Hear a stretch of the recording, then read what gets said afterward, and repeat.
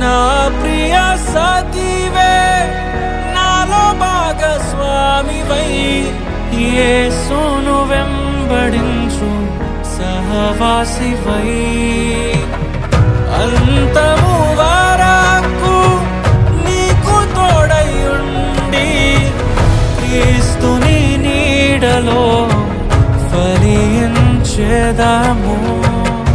పరలోక సాక్షిగా నీ సన్నిధిలో నేను పరమాత్ముని కార్యముగా ఈ యాత్రను కొనసాగింతును.